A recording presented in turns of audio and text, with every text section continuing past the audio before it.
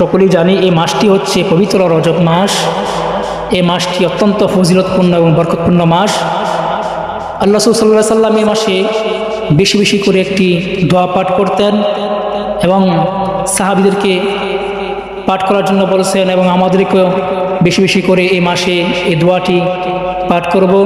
দোয়াটি হচ্ছে আল্লাহুম্মা বারিক লানা ফি রজবা ওয়া শাবান ওয়া বাল্লিগনা রমাদান।